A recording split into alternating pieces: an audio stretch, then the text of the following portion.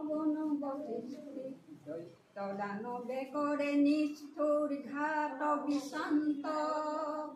সেয়ে মনৰ মূল প্ৰশান্ত সাগৰৰ উৰ্মিমালায় শান্ত সাগৰ সংগম ধ্বংসৰ আঘাত দিছে আদি সংঘাত সৃষ্টিৰ হেননি অনন্ত এই সংঘাতে আনে মোৰ প্ৰশান্ত সাগৰত প্ৰগতিৰ নতুন দিগন্ত সেয়ে মনৰ মোৰ প্ৰশান্ত সাগৰৰ উৰ্মিমালায় শান্ত সাগৰ সংগম গভীৰ প্ৰশান্ত সাগৰৰ শক্তিয়ে ধ্বংসকে কৰে দিগ্ভ্ৰান্ত অগণন মানৱৰ শান্তিৰ সমদল সৃষ্টিকামী জীৱন্ত সেয়ে মনৰ মোৰ প্ৰশান্ত সাগৰৰ উৰ্মিমালায় শান্ত সাগৰ সংগম সাগৰ সংগম কতনা হাৰিলো তথাপিতো হোৱা নাই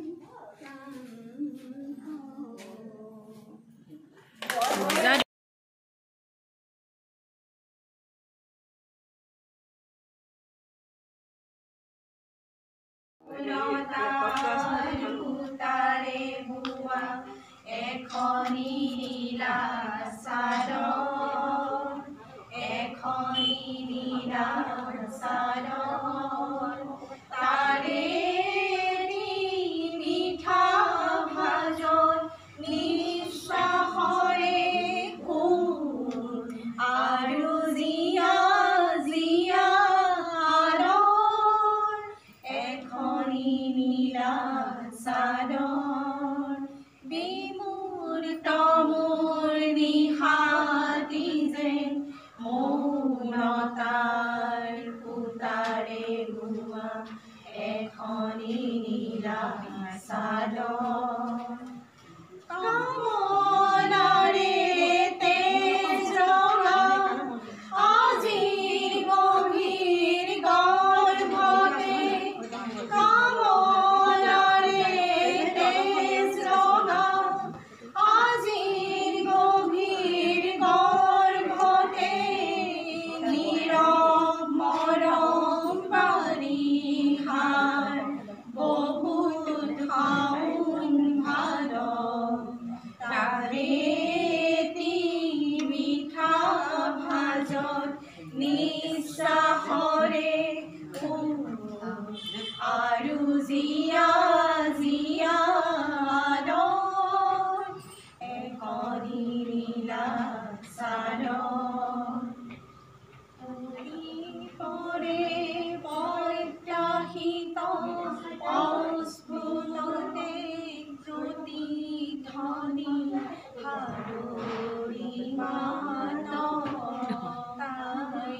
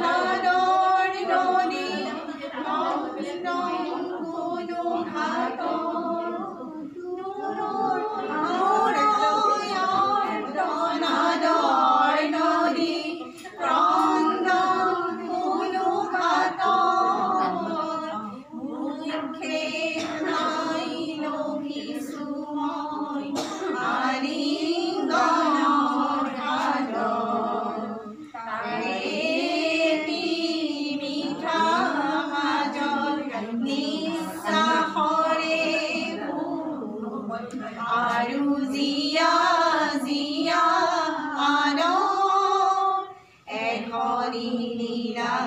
সাধন বিমূৰ্ত মোৰ নিশাতি যে পুত্ৰ শ্ৰী শংকৰ গুৰুৱে ধৰিছিল নামৰে নাম নামৰে সুৰতে আনন্দ নাচিছিল পবিত্ৰ বৰুৱা থান মোৰ গুৰু পবিত্ৰ বৰুৱা থান অশেষ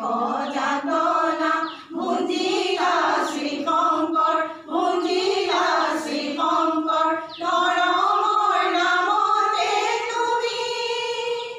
সকলো দিশলৈ পিঠি দিলা গুৰু ধন্য অসমৰ ভূমি মোৰ গুৰু ধন্য অসমৰ ভূমি নামঘৰ সাজিলা ৰাইজক ভাবিলা একতাৰ আসনত আনি ভাওনাৰ আসনত আনি ভাওনা সুৰতে বৰগীত সুৱগা ভাওনা সুৰতে বৰগীত সুৱগা প্ৰচাৰিলা দেৱবাণী মোৰ গুৰু প্ৰচাৰিলা দেৱবাণী এটুপি দুটুপি চকুলো হৰে মোৰ এটুপি দুটুপি চকুলো হৰে মোৰ দুখানি চৰণ পাই এটুপি দুটুপি চকুলো হৰে মোৰ দুখানি চৰণ পাই অসমৰ আকাশত দুখৰ ৰূপ উঠিছে অসমৰ আকাশত দুখৰ ৰূপ উঠিছে আজি শ্ৰী শংকৰ নাই মোৰ গুৰু আজি শ্ৰী শংকৰ নাই কুসুম্বৰ পুত্ৰ শ্ৰী শংকৰ গুৰুৱে ধৰিছিল নামৰে তান নামৰে সুৰতে আনন্দ নাচিছিল পবিত্ৰ বৰুৱা থান মোৰ গুৰু পবিত্ৰ বৰুৱা থান পবিত্ৰ বৰুৱা থান পবিত্ৰ বৰুৱা থান মাটি আৰু খেতিয়কৰ সমল আছে যুগ যুগৰ কৃষক মাটিৰ মিলনত দিয়ে অন্তৰায় ধৰিত্ৰী আই নতুন হাত আমাৰ বহল বুকুতে বগলীৰে বগা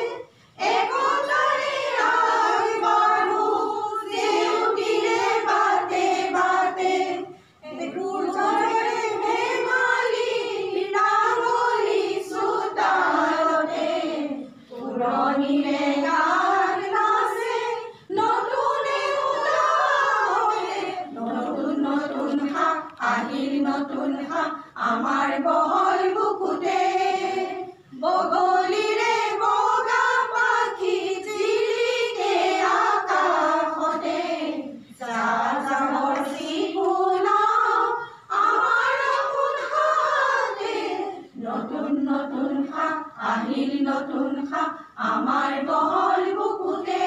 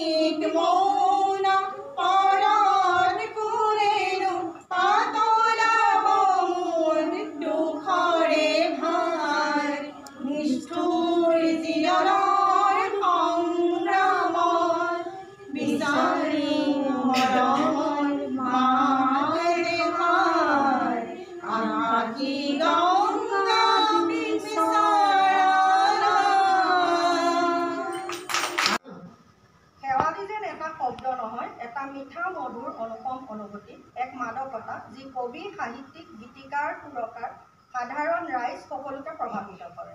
শেৱালি শব্দটোৰ এটা নিজস্ব বৈশিষ্ট্য আছে। ই বহু কথাই মনত পেলাই দিয়ে। ই মনত পেলাই দিয়ে শৰৎকালৰ কথা, মৃদু শীতৰ অনুভূতিৰ কথা, দুৰ্গা পূজাৰ কথা, গান্ধী জয়ন্তী, শিশু দিৱসৰ কথা, আৰু এতিয়া সৰকাৰ শেৱালিয়ে আমাক সোঁৱৰাই দিয়ে আমাৰ মৰমৰ প্ৰয়াত ভূপেনদাৰ কথা, তেখেতৰ মৃত্যু বাৰ্ষিকীৰ কথা, 2011 বৰ্ষৰ 5 নৱেম্বৰৰ বিয়লি নিয়তিয়ে আমাক ঠগাৰ কথা, নিষ্ঠুৰ বাতৰিটোৰ কথা, অপ্ৰিয় সত্যটোৰ কথা।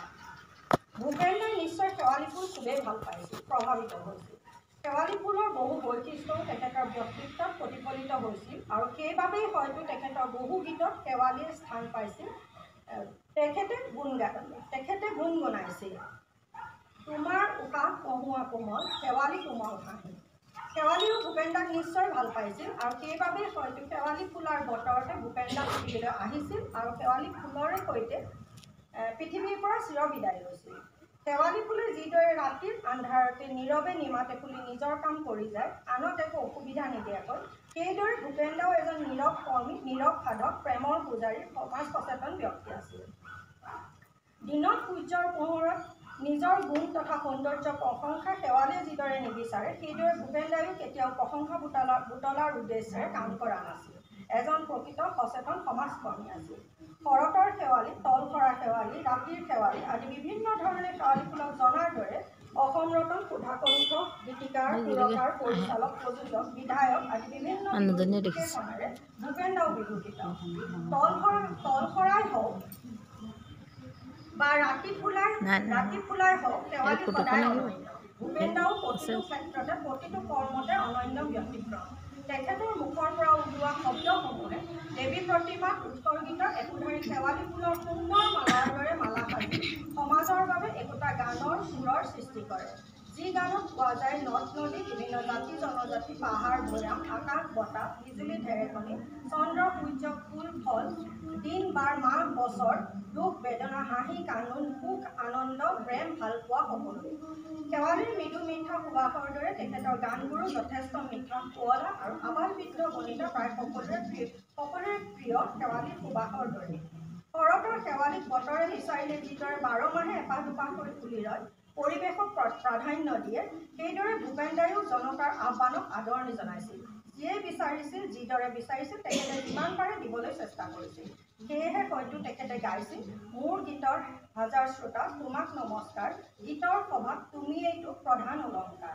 শেৱালী ফুলে নিজে নাজানে নিজৰ সুগন্ধি পৰিৱেশত কিমান দূৰলৈ বিয়পে সেইদৰে ভূপেন দাইও নাজানে নিজৰ সুগন্ধিৰ পৰিসৰৰ কথা পৃথিৱীৰ যি স্থানতেই তেখেতৰ পদধূলি পৰিল সেই স্থানেই তেখেতৰ সুগন্ধিৰে ভৰি পৰিল শৰতৰ শেৱালীয়ে আমাক পুলকিত কৰাৰ দৰে তেখেতৰ কৰ্মৰাজিৰে প্ৰতিটো গীতে প্ৰতিটো কথাই এটা এটা শব্দই আমাক পুলকিত কৰে তেখেতৰ দূৰদৰ্শী চিন্তাই আমাক বিভিন্ন দিশত সচকিত জাগ্ৰত কৰে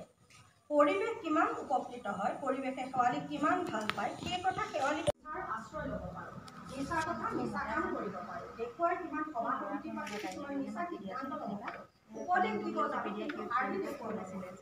বছৰৰ মূৰত এটা নিৰ্দিষ্ট দিনতে সাৰ পাওঁ কেৱল নিজৰ স্বাৰ্থৰ বাবে আনৰ আগত প্ৰচাৰ কৰিবৰ বাবে কিবা একোটা কৰা কৰোঁ কিন্তু প্ৰকৃত কৰিবলগীয়া কাম মূলতঃ একোৱেই নকৰোঁ ভূপেন দাই প্ৰায় সকলো ক্ষেত্ৰতে শেৱালী ফুলৰ সৈতে একে কিন্তু এটা ক্ষেত্ৰত ভিন্ন এটা নিৰ্দিষ্ট সময়ৰ বাবে শেৱালী ফুল পৃথিৱীলৈ আহে আৰু যোৱাৰ পৰা পুনৰ কেতিয়া আহিব সেই সময় আমি সকলোৱে জানো কিন্তু তেখেত নিৰ্দিষ্ট সময়ৰ বাবে পৃথিৱীলৈ আহি গ'ল কিন্তু পুনৰ কেতিয়া আহিব আমি নাজানো আহিবনে নাই তাকো নাজানো তেখেতে যদি আহিম বুলি ভাবিছিলেও আমাৰ স্বাৰ্থ মৃত্যুৰ এমাহ পাহৰালি কৰ্মৰাজিৰ সৃষ্টি একো উন্নতি নোহোৱা নেকি তেখেতৰ সদা স্থানৰ অৱহেলিত ৰূপ দেখি হয়তো অপমানিত মৰ্মাহত হৈছে কি কৰিবা ভূপেন দা আমি যে বৰ এলেহুৱা খুবেই স্বাৰ্থপৰ আমি মুখেৰে হাত ভাল পাওঁ কিন্তু কামত এহালো নাপাওঁ এয়ে আমাৰ স্বভাৱ ধৰ্ম ভূপেন দা তুমি বিচাৰিছিলা নহয় এটুকি চকুলো সেয়েহে আমি এলেহুৱা জাতিটোৱে কোনো কষ্ট নকৰাকৈ খৰচ নকৰাকৈ লোকচান নোহোৱাকৈ কেৱল এটুকি চকুলোৰে নহয় আমাৰ অজস্ৰ ধাৰাকাৰ চকুলোৰে তোমাৰ পাৰ্থিৱ শৰীৰটো বিদায় দিছোঁ কিন্তু আমি ইমানেই স্বাৰ্থপৰ যে শেৱালীৰ সুবাসৰ দৰে তোমাৰ আত্মাৰ সুগন্ধি আমাৰ লগত ৰাখি থৈছোঁ তোমাক লগত লৈ যাবলৈ দিয়া নাই আৰু হয়তো ভৱিষ্যতেও কেতিয়াও নিদিওঁ তোমাৰ পৰা কেৱল বিচাৰিলোঁ ল'লোঁ পালোঁ আৰু বিচাৰিলোঁ মৃত্যুৰ পূৰ্বে তথা পৰৱৰ্তী কালত কিবা দিয়াৰ কথা কেতিয়াও চিন্তা নকৰোঁ নাই কৰা হয়তো ভৱিষ্যতেও নকৰোঁ কৰাৰ আশা নাই কাৰণ ই আমাৰ স্বভাৱ ধৰ্মৰ বাহিৰত ভূপেন দা আমি জানো তুমি পুনৰ অপমানিত হ'বলৈ দুখ পাবলৈ আমাৰ পৰা কেৱল শাৰী হ'লেও লিখিব লাগিব মোৰ আত্মাই সদগতি পাব সেই গীতটোকে মই গাবলৈ লৈছোঁ